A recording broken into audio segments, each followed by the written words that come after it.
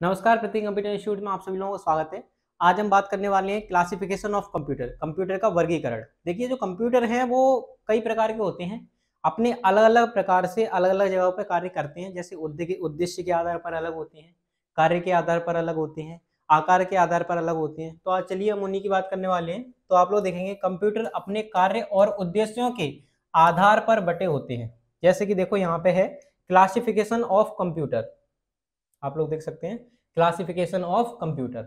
अब देखिए यहाँ पे सबसे पहले बात करते हैं हम लोग आकार के आधार पर। किसके आधार पर? आकार के आधार पर। तो आकार के आधार पर हमारे जो कंप्यूटर हैं वो टोटली 4 प्रकार के होते हैं। नंबर वन है वो है माइक्रो कंप्यूटर। नंबर 2 है हमारा मिनी कंप्यूटर।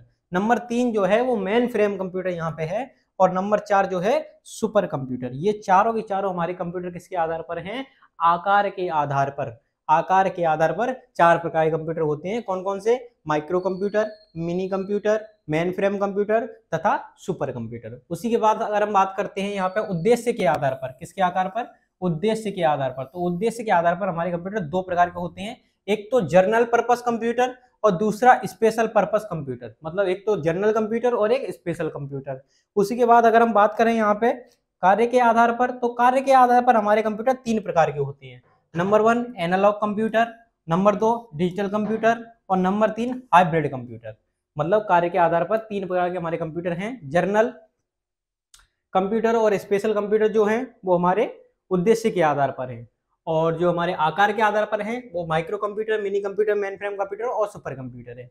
तो यहाँ पे जो हमारे कार्य के आधार पर हैं वो 3 हैं, एनालॉग कंप्यूटर, डिजिटल कंप्यूटर और हाइब्रिड कंप्यूटर। तो ये कंप्यूटरों का वर्गीकरण है। अब हम अगली क्लास में एक एक करके इनके बारे में जानेंगे। हम पढ़ेंगे माइक्रो कंप्यूटर क्या होता है, मिनी कंप्यूटर क्या होता है, क्या इसका यूज है, किस क्षेत्र में ये काम आते हैं। तो उन सब के बारे में हम अगली क्लास में पढ़ेंगे। तब तक के लिए इतना ही। लाइक कीजिए, शेयर कीजिए। Thank you.